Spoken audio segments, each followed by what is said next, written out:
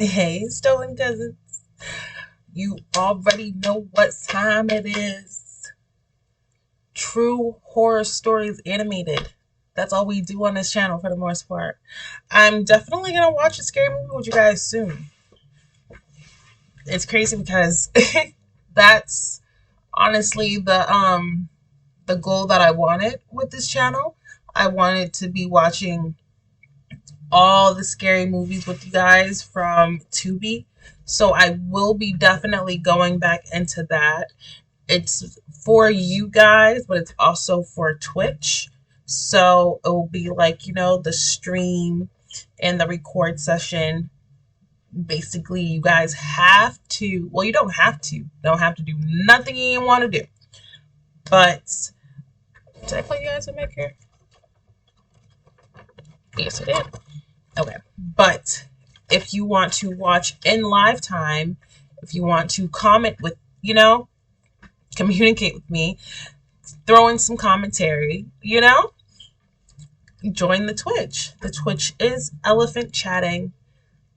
I got my red hair on, my great grandma in the back being lovely, So yeah, it's definitely something that's gonna be in the works. I'll definitely say like in the next few weeks I'll have a movie up there.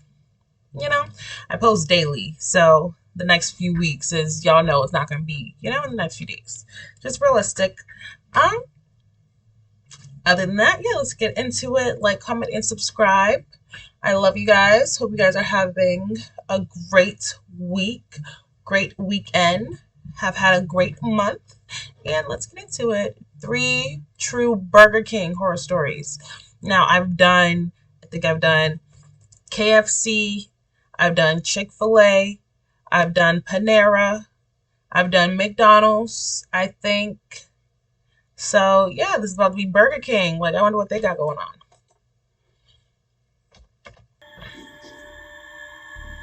Grab your blankets, your blunts. Okay. Okay. All right.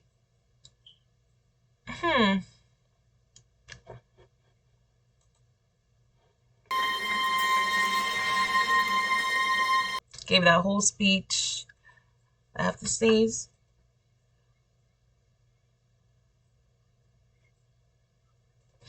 I mentioned it, so it's gonna go away, but it's gonna come back. 3 true scary Home Alone stories. Hopefully it's not one that we've already did prior.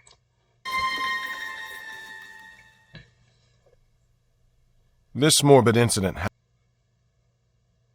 happened 8 years ago. There we go. I'd been saving up money for a new house, and at the end of July, I'd managed to get enough money to buy one. I probably looked through over 20 plus houses during my search, and after looking through those 20, I finally found the one that was perfect for me. It was an old blue house that was located at the end of the street. It had plenty of rooms, as it was a family house, and it also had a beautiful interior. But as amazing as it was, the best thing about the house was its price. The deal I had gotten on it seemed too good to be true, as I wondered why a house this big and this nice was on sale for such a low price. I remember the realtor who was trying to sell me the house told me that she had been trying to sell the house for a while now, but for some reason most of the potential buyers always seemed to drop out or change their minds before the deal was made. I remember being completely baffled, as I wondered why anyone in their right mind would turn down a deal like this. As I said earlier, the deal I was getting on this house seemed too good to be true, and I could tell the realtor really wanted to get it off her hands.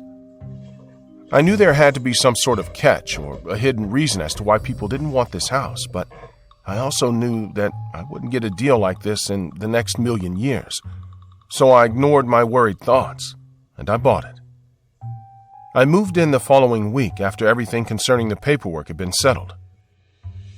I had a lot of space since it was a family house and I lived alone. And while I didn't plan on finding a nice girl and starting a family yet, I looked at my new house as a future investment, as I told myself that I'd use it in case I ever wanted to do that in the future. That's good. The first few weeks were perfect, as I was still in my honeymoon phase. But as time passed by, I started to notice some very strange things about my new house. For starters, I noticed the kids around the neighborhood avoided my house like it was the plague. I thought I was imagining it at first, but I soon realized that almost all the kids in the neighborhood were deathly afraid of my house. And it wasn't just the kids. Some adults, too, were also going out of their way to avoid my home. When I first noticed this, I thought there was a sewage leak or something, but after inspecting the front and back of the house, I saw nothing wrong. The strange behavior of my neighbors eventually began to worry me, and as more time passed by, things got even worse, as not only were they avoiding my house, most of them started to avoid me too. Well, I was you don't never need to told talk to why the I damn was being neighbors treated anyway. like this, as I asked myself if it was something I had done. And even when I had tried asking what the problem was, I was always brushed off. The joy I had originally gotten from buying the house had now turned into worry. I spent days racking my brain for answers to their strange behavior, and while I didn't find any at first, the 13th of November 2014 would bring a terrifying clue to the answers I was looking for. I had gotten back a bit late from work that day. I was too tired to cook anything, so I just had the usual microwave dinner and watched some TV. After that, I decided to have a quick shower, and after running the water and getting the shower ready, I laid down on my bed, as I just wanted to shut my eyes for a little while before entering the shower. I guess I was pretty tired as I dozed off, and after 4+ hours, I was abruptly woken up by the sound of a talking child as I kept hearing the words, "Please call my father." Oh, I was perplexed at first, as I wondered where the voice was coming from. Then I remembered I had been watching TV before I came to bed, so I told myself the voice had to be coming from the TV. That's definitely me. I was still a bit ignoring shit in my confused, house. as I could remember turning off the television, but it wasn't the first time I had left it on, so I made my way downstairs to turn it off. And it was off. As I got closer to the living room, I was sure that it was the television now, as the sound was loudest there, but before I could reach the living room, I froze. Now, I was pretty sure that the voice was coming from the television, but standing close to the doorway of the living room, I finally realized it wasn't, because the room was completely dark, and I told myself that if the TV was on, I would have seen the light from it illuminating the room. I was completely frightened now, as even if the voice wasn't coming from the TV, it was definitely coming from the living room. I was so scared that I couldn't move, and I just stood there hearing this child's voice repeat the words, "Please call my father." See, if you were like me, you would have just stayed in bed. You would I have don't know told how yourself long I it was the stood there. TV, and you would have just I'm went to guessing sleep. it was about 30 minutes or so, but just like it started out of nowhere, the voice abruptly stopped. I stood there for a while thinking I was going to hear it again, but I heard nothing but silence. After a couple of minutes, I decided to walk up to my bed as I was too scared to look into the living room that night. The morning soon arrived, and I didn't sleep a wink. I eventually found the courage to check my living room, and when I did, I saw absolutely nothing. Everything was exactly the way I'd left it last night. The incident was mind-boggling as I wondered what it could have been. I decided not to tell anyone about it, as I didn't want to seem crazy. I did, however, have a hard time sleeping. Who would you after that. tell? You ain't got no friends? You ain't show us no friends? A couple of weeks had passed now since the first strange incident. I had managed to start sleeping well again, as I told myself my mind was just playing tricks on me since I was home alone. But as the next day came, I started to doubt that theory. It was a Saturday afternoon. I was inside the living room reading a book when I heard the words, "My child," coming from upstairs. Just like the last time, the voice kept repeating itself, but this time I could tell that it was a woman's voice. I quickly grabbed the signed baseball bat I had, as it was the only weapon I could find. Good shit.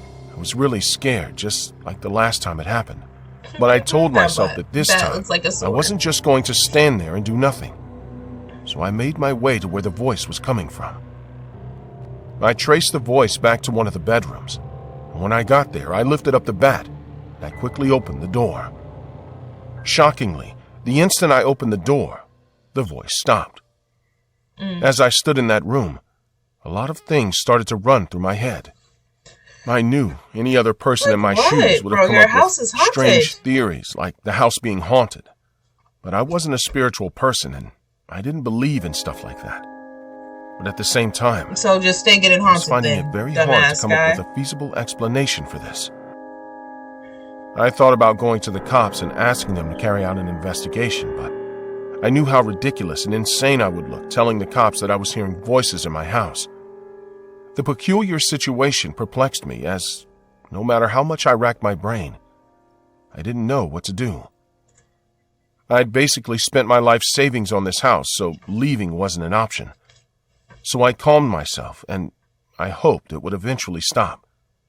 But just 3 days after the second incident, the third followed. I had started spending longer hours at work after the second incident, as I tried my best to lengthen the time I spent out of the house. I remember returning late from work that Wednesday.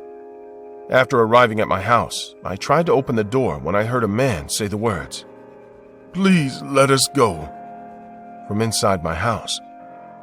Shocked, I backed away from the house, but no matter how far I got, I could still hear the voices. I felt everything that night as I was terrified, frightened and scared, but I was also annoyed now as the third incident was the last straw for me. Knowing full well that insurance doesn't cover spirits or ghosts, I decided to try a drastic option, as I hired an acclaimed spiritual guru to get rid of the unwelcome house guests. I thought you ain't believing it. The man arrived the next morning, and after pouring his powders and salts around my house, he started to say some incantations. I didn't really believe anything he was doing would work, and I was a bit salty that I had to pay $160 for this. But I was desperate, so I hoped that this mumbo-jumbo would be successful. The guru's incantations took some time, and while nothing really happened at first, I eventually started to hear gut-wrenching screams all over the house.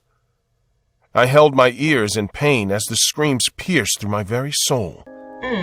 The guru, who had now noticed I was in pain, asked what was wrong, so I assumed he couldn't hear the screams I was hearing. I eventually couldn't take it anymore, so I tried tracing the sounds like last time, and I realized that they were coming from the basement. Dead bodies when I got in the basement. there, it felt like the screams were coming from the floor, so I took a sledgehammer and I started hitting the floor. The guru who had followed me down thought I had gone crazy, but I didn't care as I wanted the screaming to stop, so I kept hitting the floor, and once I broke the concrete, the screaming stopped. The things I had seen under the broken concrete made me scream. Bodies. And it wasn't long before the cops were called. 3 human skeletons were found in the floor of my basement. 2 of them belonged to adults, and the third one belonged to a child. I was called in for questioning, and I told them everything that had been happening in my home. And after I told them everything in detail, the cops then proceeded to answer all the questions that had been perplexing me for the past few months. I was told by the police officers that around 30 years ago, the entire Brewer family that had previously lived in my house had gone missing. Investigations revealed that the last man to be seen with the family was a man called Ryan Howard. The man was taken in for questioning, but unfortunately, he managed to kill himself before the police could get anything out of him. Coward. The case eventually slowed down after that, as Ryan Howard was the only person who could have told the police where to find the family. Detectives believed he had murdered the family, as Mr. Howard's track record showed that he had been in prison for attempted murder before.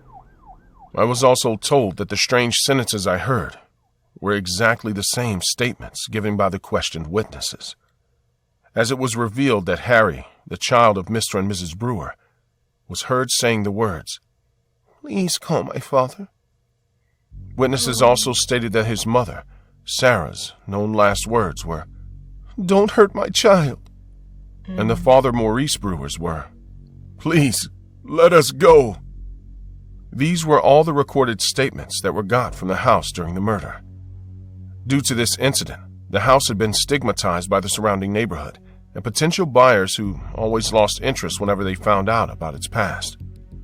The case had apparently gone cold a long time ago, with no leads on the whereabouts of the family, and the cops said that, if not for my strange experiences, they might never have found the bodies. They wouldn't. Even after 8 years, this incident is still fresh inside my head.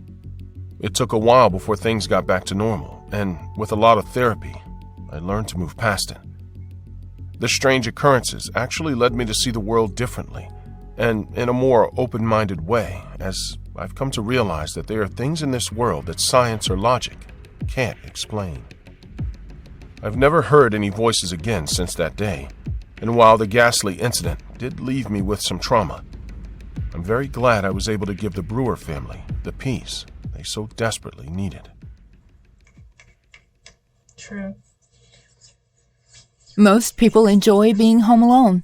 It's always good to spend time alone.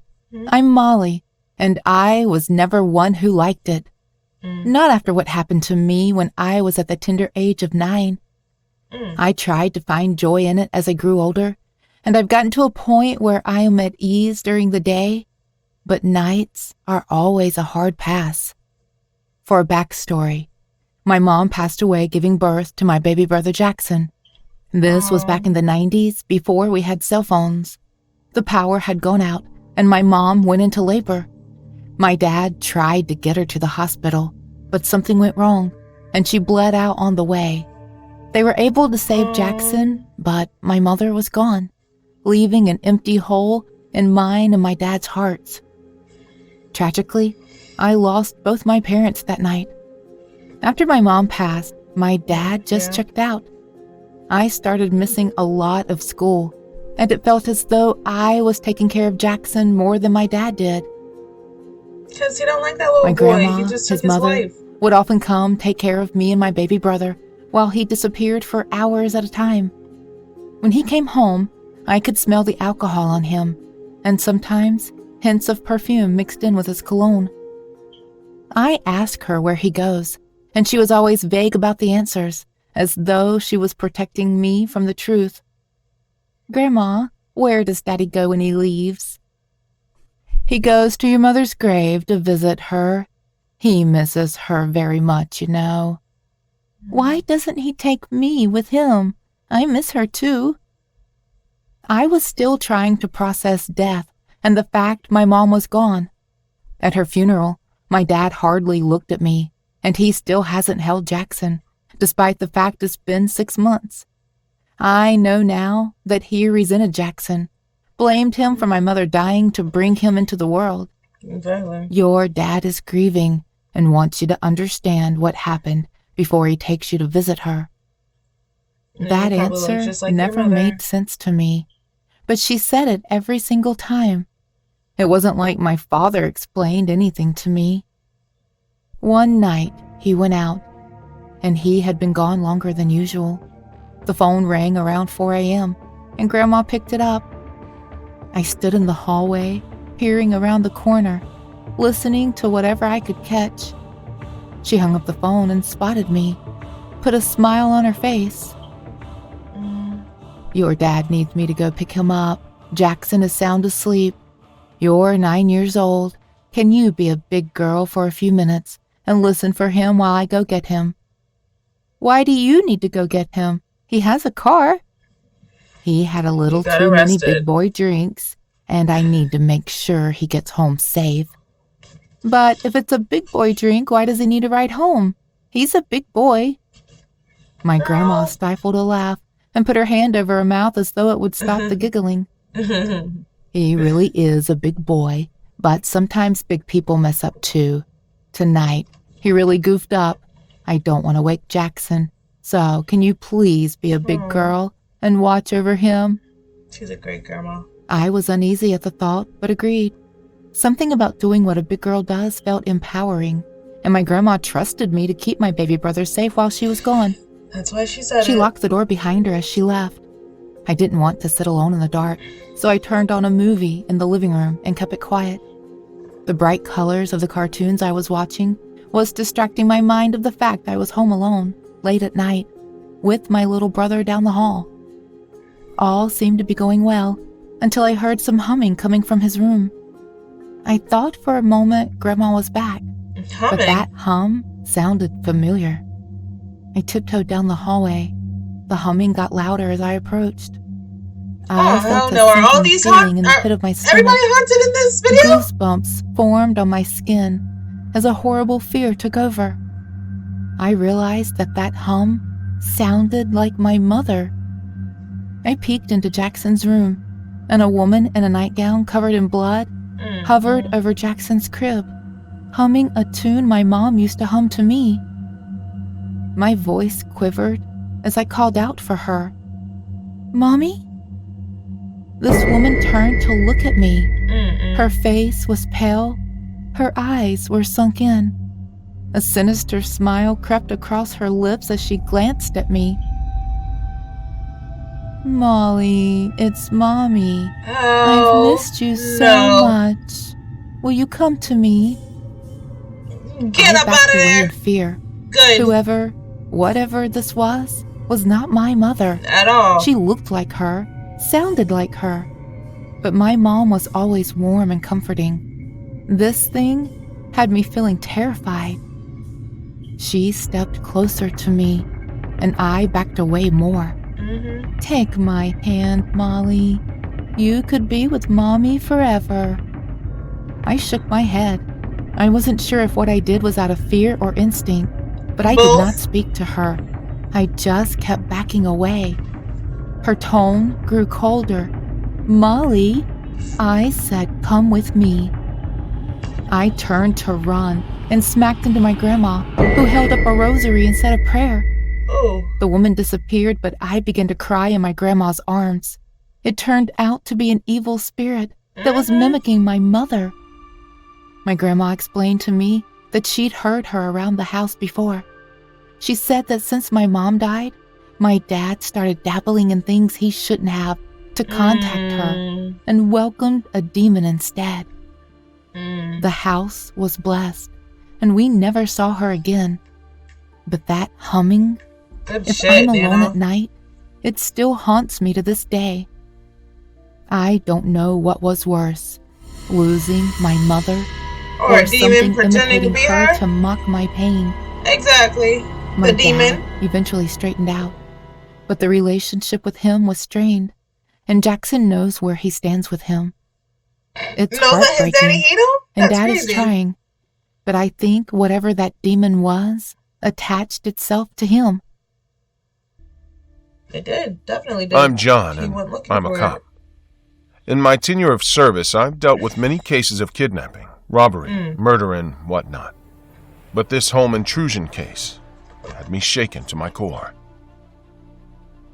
Elena was a working woman from a small rural town. She came to the city to get a good job.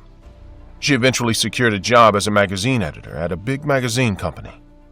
Things had started to look good for her. A new job, a good apartment, and a nice city to live in.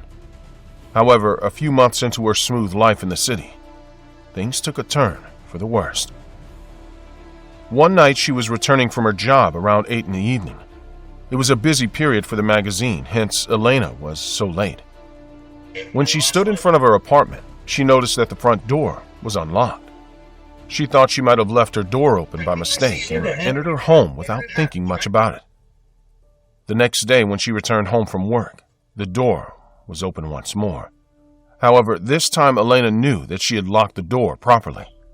She had even checked it twice this time. So when the door was unlocked this time, she thought maybe the lock was broken. Demons. She immediately called a locksmith, and the locksmith confirmed that the lock was perfectly fine. Elena thought maybe it was her landlord, but quickly realized that her landlord was touring Europe for the last 3 weeks. It was almost bedtime, and Elena decided to sleep without bothering herself about the door. The next day when she returned from work, the door was locked. She thought that for the last 2 days she was the one leaving the door open by mistake. It was the weekend, so Elena decided to relax and spend the 2 days in her apartment, cleaning it and reading books. On Monday when she returned from her job, the front door was unlocked again. It was impossible to be a coincidence, so she went in and checked if anything was missing. but everything was where it was supposed to be. All her valuables were safe in her cupboard, and the rest of the items also seemed fine. Elena decided that if she found the door open one more time, she would install a CCTV camera in her home. The next day when she came back from her work, the door was unlocked. She didn't even bother to go inside. She just locked the open door and drove straight to the mall to purchase a small home camera. That night, she sacrificed her sleep and set up the camera on a nearby table facing the front door. She wanted to get to the root of the matter. The camera was pretty basic. It just recorded the door all day long. She was not so sure about reporting this incident to the cops, as nothing in her house was missing. It wasn't a robbery. She thought that the cops would just suggest that she lock the door properly, or at most change the locks and install an alarm system. The next day when Elena returned from work, the front door was open once more. Now, she was terrified. She slowly entered her home, where everything seemed normal. Nothing was missing as usual. She grabbed her laptop and slowly walked out of her home. She sat in a park behind her apartment building and started watching the footage. Till about 4 p.m, there was no change in the footage. It just showed her front door, which remained firmly closed. Then, around 5 p.m., an hour before she returned, the door opened and entered a tall, lanky old man that stood in her living room for about 10 minutes. Who the hell? Then walked out of the camera's sight towards the kitchen. Elena was terrified and called the cops. I was one of the first officers to reach the site. We made sure the area around her apartment building was safe. Joe, right? We found no traces of this man she claimed to have broken into her apartment. My senior officer told Elena that I would be stationed in front of her door at all times to ensure her safety, and she should go into her apartment, lock the door, and stay safe. Once Elena made it inside, she sat on her bed and something compelled her to watch the footage one more time. That was when I heard the loudest scream I had ever heard in my life. I didn't wait for her to open the door. I just kicked it open and ran towards her bedroom with my gun pointed right ahead. Get up in there. Once I was in the bedroom, without thinking much, I just fired my gun. Bam! The echo of the shot reverberated throughout the room, and blood pooled against my foot. Mere moments ago, when Elena was rewatching the footage, she realized that she hadn't seen the footage till the very end. She had seen the man enter her apartment, but she never saw him leave. You've never seen him leave. You she just felt seen your someone door breathe open. on her ankles, which were dangling from the bed. Oh, hell no. She immediately screamed when she realized that the intruder was still in her apartment. In fact, he was under her bed. That's when I showed up. The man had scrambled off the ground and was about to attack Elena when I shot him. He had a sharp kitchen knife and a camera in his hand. I called in for backup, and the rest of the cops arrived soon. I was awarded for my bravery and promotion. I was happy that Elena was safe. However, I did some digging on the man and realized that he often broke into people's apartments and killed them. He was arrested for a break-in a couple of years ago, and he had also served some jail time. All in all, I was happy that no one would be harmed by this guy anymore. But it still knots my stomach thinking about the fact that Elena was never alone in her apartment. Ever. The man was coming and going in her apartment probably for a few days. And every night she slept on the bed, he was right there with a knife and his camera, ready to murder and record his next victim as they died. Crazy.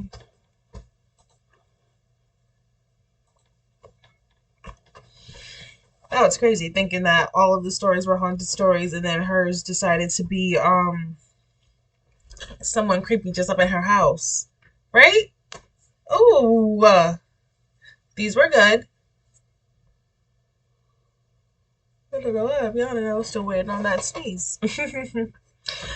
Oh my goodness. Right? Like, comment, and subscribe. Let me know which story was your favorite. I feel like the last story was probably my favorite because it wasn't really haunted based, you know? Dabbling, I do believe in spirits and being able to connect with the dead and X, Y, and Z. So the second story definitely comes in as a high, top 2.